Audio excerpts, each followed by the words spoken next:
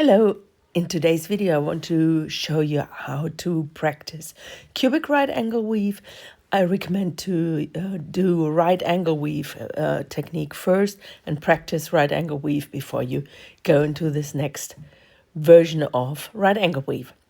We start with a classic right angle weave unit, stringing 4 beads, make a ring, pass back through the entire group of beads, and then we have our first unit. This unit will be the floor of our cube. That's why I made it in a different color. And you see every of the 4 beads will get its own wall going up. And we're just working our way around in the circle. It's always good to stick with one floor and then make the walls around there. For the first wall, we string 3 beads, pass back through the bead that we were exiting from, pull the thread tight, and then we have our first wall done. We stay in the floor, so we will weave into the next floor bead. Just go around the corner here, exit from this bead, and then we string 2 beads because we need 1 bead to go up, 1 bead to go over to the left, and the other 2 beads of that unit are already there.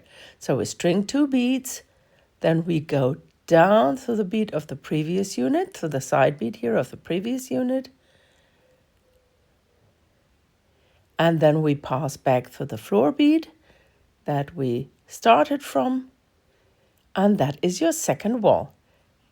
Now we proceed into the third floor bead of your floor unit. We exit here, and this wall, the third wall, is exactly like the second one. So we string 2 beads, we pass down through the bead of the previous unit, and then back again to the bead of the floor that we were exiting from, and that's your third wall. You see, from the outside, you have 4 beads. Every wall has 4 beads. 2 were already existing, 2 we added. Now we go into the last floor bead, and you see here, we already have the side bead of the very first wall in the round. So here in our last position, we weave up through the side bead of the first wall. We string 1 bead. Then we weave down through the side bead of the previous wall and back through the floor bead that we started from. And in this way, we close our last wall. Now we weave up to the 4 beads at the ceiling, so in the opposite position of the yellow beads here in this case. And these beads are not connected yet, so you weave once in the round through all the 4 beads and then back again through the bead that you started. So this was my first bead, second bead. It's important that you really make the circle complete. Third bead, fourth bead at the top, and then I pass back to the bead that I started from. Now your cube is complete, and you see it's looking the same from all the walls. And the important thing is your square of the cube, again, like in right angle weave, the square is that little square in the center between your beads here. That's where you can see the square. The beads are not the corners, the beads are the sides of your each square. Now, we can start from any wall here. We can start another cube.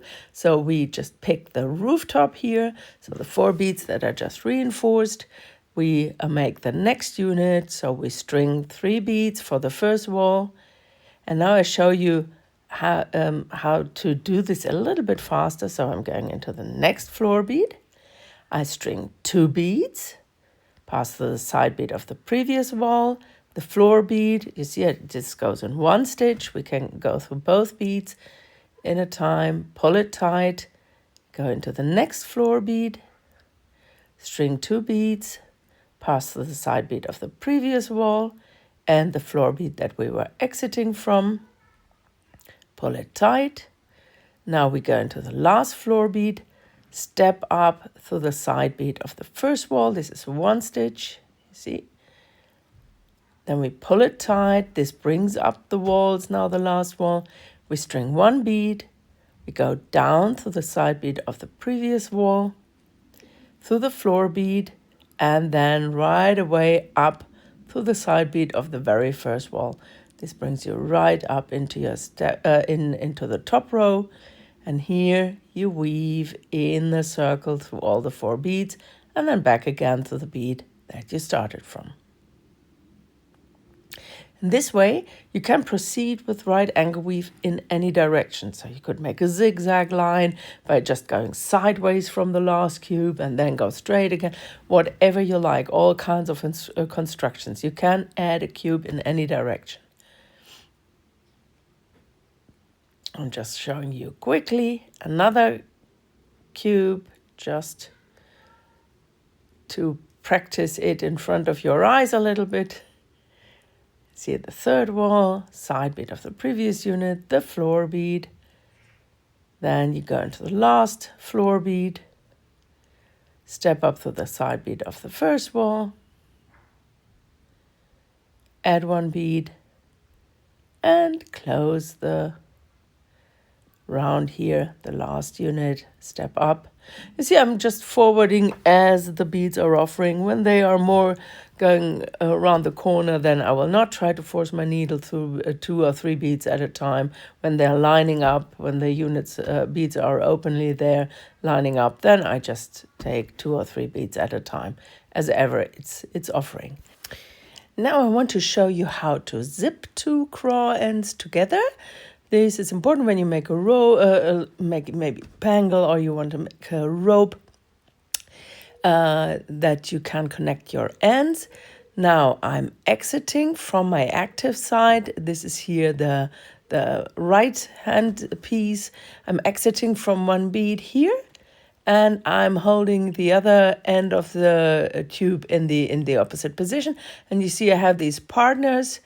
That the partner beads, when you hold it like this, you see there's always a partner bead on both ends. And I'm exiting here from the bead that's closest to the neighbor. And you see I string 1 bead, pass through the matching bead on the other end, string 1 bead, pass back through the bead that I was exiting from. Again, just stick with your floor. My floor is on the right hand side now. This is my floor.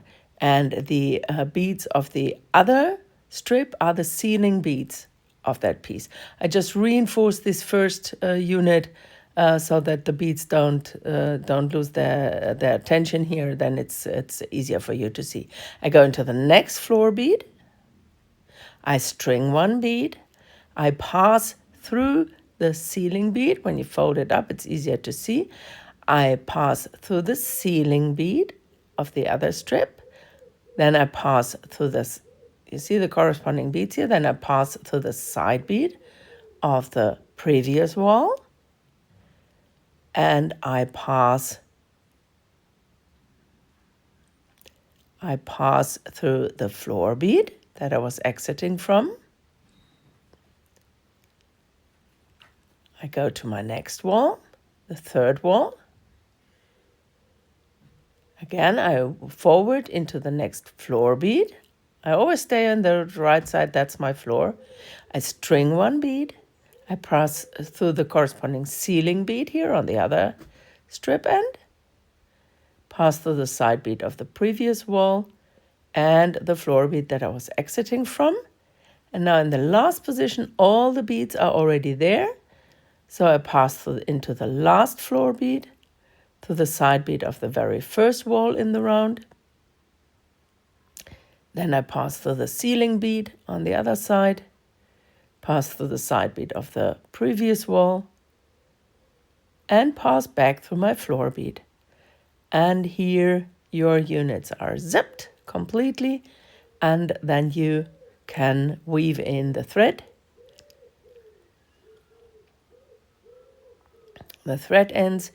And yeah, here's one little trick that I want to show you.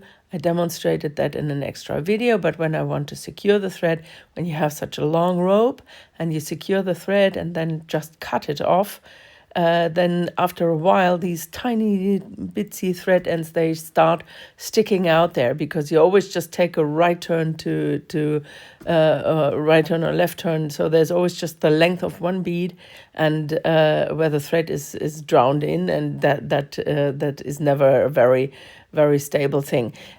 So especially when you use fire line, after a while you have these prickly ends sticking you in the neck. So here's the trick. You weave in your thread so that it's properly secured, and then you go with your needle into the center of the rope and bring your needle all the way down as far as you can. Exit with your needle.